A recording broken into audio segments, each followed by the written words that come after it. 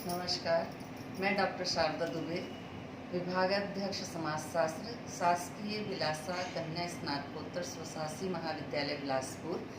आज आपके सामने MA second semester first paper unit 5 के फर्स्ट चैप्टर सामाजिक मूल्यों का सिद्धांत थ्योरी ऑफ सोशल वैल्यू, जिसे डॉक्टर राधा कमल मुखर्जी ने प्रस्तुत किया है, उस पर मैं अपना व्याख्यान देने के लिए उपस्थित हूँ। डॉक्टर राधा कमल मुखर्जी भारतीय समाजशास्त्री हैं, जिनका जन्म 7 दिसंबर 1889 को बरहमपुर, मुर्शिदाबाद, पश्चिम बंगाल में हुआ था। इनकी मृत्यु 24 अगस्त 1968 को लखनऊ में हुई। इन्होंने 50 से अधिक ग्रंथों की रचना की है, जिसमें the social structure of values 1949 और द डायमेंशंस ऑफ वैल्यूज़ 1964। इन दो ग्रंथों के बारे में हम चर्चा करेंगे, क्योंकि जिन सामाजिक मूल्यों के सिद्धांत को उन्होंने प्रस्तुत किया है वे इन्हीं दोनों ग्रंथों से संबंधित हैं। इन्होंने देश और विदेश के अनेक जर्नल्स में अपने लेख प्रकाशित किए। इंग्लैंड और अमेरिका के अनेक विश्वविद्यालयों में इन्होंने अपना व्याख्यान प्रस्तुत किया था। भारत के समाजशास्त्रियों में डॉक्टर राधा कमल मुखर्जी का अग्रणी नाम है, वे ख्याति नाम है। समस्त भारतीय समाजशास्त्रियों में उनका नाम सदा अमर रहेगा।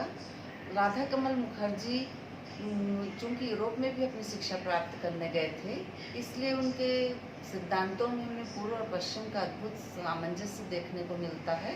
उनके मानवीय मूल्यों के सिद्धांत में भी यह समन्वय हमें दिखाई देता है। डॉक्टर राधा कमल मुखर्जी ने सामाजिक मूल्यों का जो सिद्धांत प्रस्तुत किया है, वास्तव में वे उच्च स्तर के मानवीय मूल्य हैं। भारत में जो सामाजिक मानदंड, प्रथा, परंपरा, जनरीतियाँ आदि पाई जाती हैं, उनमें बहुत सारे जो सामाजिक मूल्य विकसित होते हैं। सदस्यों से अपेक्षा की जाती है कि वे उन मूल्यों का हमेशा पालन करें। यदि वे इसका पालन करते हैं तो समाज में संगठन बना रहता है। इसलिए डॉक्टर राधा कमल मुखर्जी ने भारतीय और विदेशी सामाजिक मूल्यों के बारे में चर्चा किया है। जैसे हिंदू धर्म में बहुत सारे नियम हैं जो भारतीय सामाजिक मूल्यों को प्रस्तुत करते हैं, जबकि अमेरिकन समाज इसके ठीक विपरीत है। तो यहाँ पर हम जो भारतीय सामाजिक मूल्यों की चर्चा कर रहे हैं, उसमें सबसे पहले हम डॉक्टर राधा कमल मुखर्जी के द्वारा प्रस्तुत परिभाषा को देखते हैं। डॉक्टर राधा कमल मुखर्जी ने बतलाया कि सामाजिक मूल्य उच्च स्तर के लक्ष्य या मानदंड हैं, जिनका आंतरीकरण सीखने या समाजीकरण की प्रक्रिया के माध्यम से होता है, और वे प्राकृतिक रूप से अधिमान्यताएं, अभिलाषाएं या इच्छाएं बन जाती हैं। इसका मतलब यह है कि समाज में संगठन बना रहे, इसलिए समाज बहुत सारी बातों को विकसित करता है, जिन्हें मूल्यों के रूप में मान्यता प्रदान करता है कि सदस्य इसे व्यवहार में लाएं। यदि इस प्रकार के मानदंड विकसित नहीं किए जाएंगे तो समाज में असुरक्षा, अशांति बनी रहेगी। इससे बचने के लिए ही मूल्यों को विकसित किया जाता है। ये जो मूल्य होते हैं, ये समाज में उच्च स्थान रखते हैं। यदि इसका पालन सभी सदस्य करेंगे तो समाज उच्च मूल्यों को प्राप्त करके संगठन की दिशा में अग्रसर होगा। यदि वे इसका पालन नहीं करेंगे तो समाज विघटन की दिशा में चला जाएगा। जैसे अभी हम कोरोना के संदर्भ में देख रहे हैं कि बहुत जगहों में जो धरती के भगवान हैं, स्वास्थ्य विभाग की जो टीम है, जो डॉक्टरों की टीम लगी हुई है, उनके साथ दुर्व्यवहार किया जा रहा है।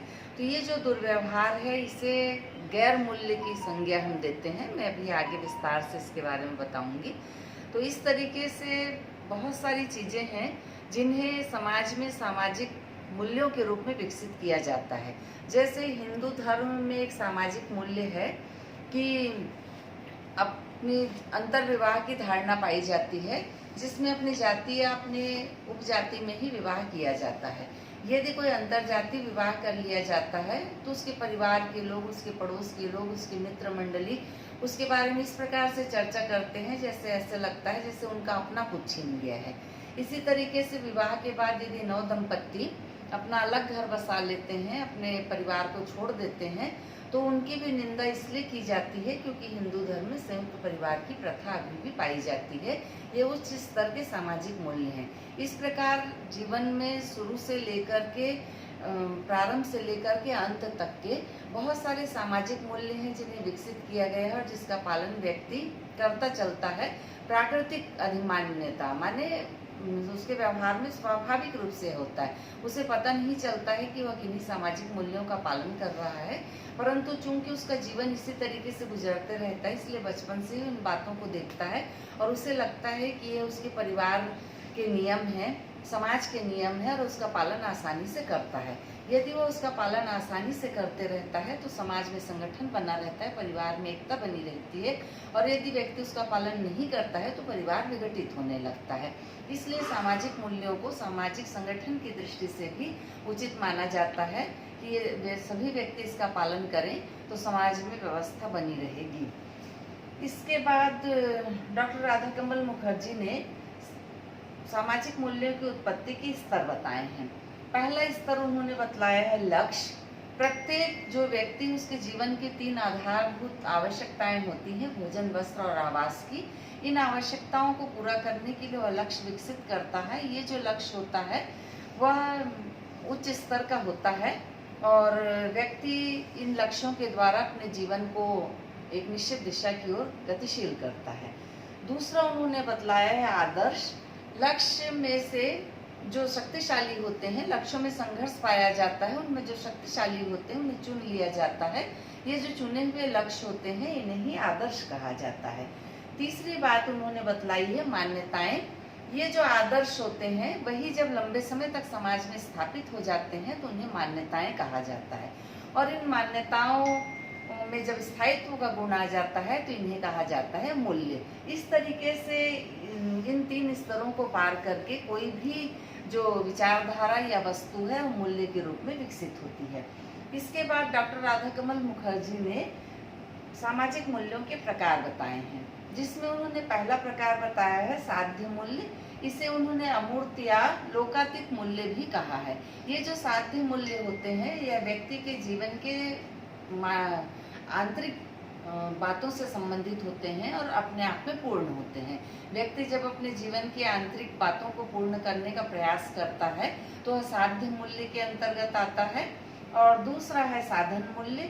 इसे विशिष्ट या अस्तित्वात्मक मूल्य भी कहा गया है। व्यक्ति जब अपनी लौकिक आवश्यकताओं की पूर्ति करता है, क्षमा, प्रेम, दया, सहानुभूति आदि गुणों को सीखता है, अपनी परिस्थिति और भूमिका से संबंधित कार्य करता है, तब उसे साधन मूल्य कहा जाता है। इसके बाद डॉक्टर राधाकमल मुखर्जी ने मूल्यों का सोपान क्रम बताया है। सोपान क्रम में उन्होंने किसी भी सामाजिक संगठन या व्यवस्था के आधार पर इसे प्रस्तुत किया है और बतलाया है कि इसमें पहला होता है भीड़। भीड़ एक सामूहिक व्यवहार का प्रतिनिधित्व करता है। इसमें सामाजिक मूल्यों के संबंध में नकारात्मकता पाई जाती है।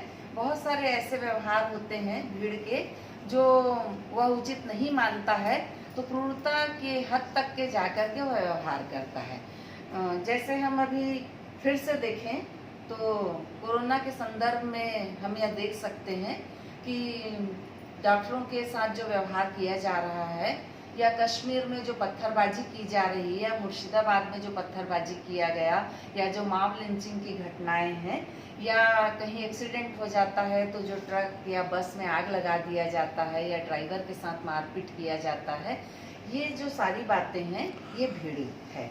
दूसरा है एक आर्थिक स्वार्थ समूह। व्यक्ति अपनी आर्थिक आवश्यकताओं की पूर्ति के लिए अब बहुत सारे स्वार्थ समूह से जुड़ता है, मतलब अपने स्वार्थ को पूरा करने के लिए विभिन्न व्यावसायिक समूहों से जुड़ता है। जैसे श्रमिक संगठन है, जैसे राजनीतिक दल है, इनके द्वारा वह अपनी प्रतिदिन की जो भावनाएं हैं उसको अभिव्यक्त करता है। पारस्परिक आदान प्रदान की भावना, प्रतिस्पर्धा की भावना, सहयोग की भावना, परस्पर प्रेम की भावना, और इसके द्वारा वह एक स्वार्थ समूह का निर्माण करता है। तीसरा है समाज एवं समुदाय। ये जो स्वार्थ की जो भावनाएं हैं ये जब सामाजिक भावना के रूप में विकसित हो जाती हैं या समुदाय से के हितों से संबंधित हो जाती हैं तो ये सामाजिक या सामुदायिक मूल्यों के रूप में विकसित होती हैं। चौथा है सामान्य जीवन दर्शन।